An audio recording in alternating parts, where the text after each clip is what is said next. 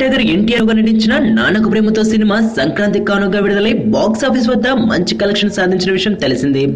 Sukumar direction లో వచ్చిన ఈ స్టైలిష్ రివెంజ్ డ్రామా ఎన్టీఆర్ కు హీరోగా ఓ ప్రత్యేక గుర్తింపును తీసుకువచ్చిందని చెప్పుకొచ్చాడు.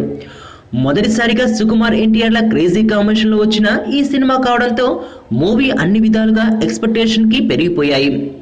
ఇప్పటి వరకు ఈ మూవీ 50 కోట్ల రూపాయల కలెక్షన్ ని సాధించింది.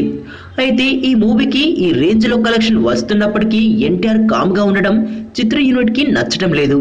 దీంతో రీసెంట్ గా ఎన్టీఆర్ ఓ ప్రెస్ మీటింగ్ పెట్టి తను చెప్పిన స్పీచ్ బాబాయ్ కి కౌంటర్ అని అంటున్నారు అందరూ. ఎందుకంటే బాబాయ్ తన డిక్టేటర్ మూవీనే సూపర్ డూపర్ హిట్ అని చెప్పుకొచ్చాడు.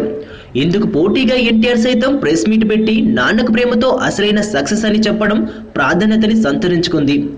ఇందులో భాగంగా సినిమా అనేది ఒక కళ. ఈ సినిమా బాక్స్ ఆఫీస్ వద్ద వసూలు సాధించడం సంతోషంగా ఉంది. ఈ సినిమా అందరికీ రెస్పెక్ట్ తెచ్చిపెట్టింది.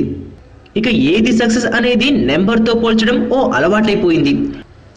ఇలా ఇండైరెక్ట్ గా ఇచ్చినటువంటి స్పీచ్ ఖచ్చితంగా బాలకృష్ణ ఉద్దేశించి మాత్రమే అని ఇండస్ట్రీలో చర్చలు జరుగుతున్నాయి. చిన్నప్పుడు క్రికెట్ చూశాక సచిన్ అవ్వాలనుకున్నా, సినిమా చూశాక హీరో అవ్వాలనుకున్నా, కానీ ఆ క్షణం నుండి ఈ క్షణం వరకు సీతామహాలక్ష్మికి మొగుడు అవ్వాలనుకున్నా.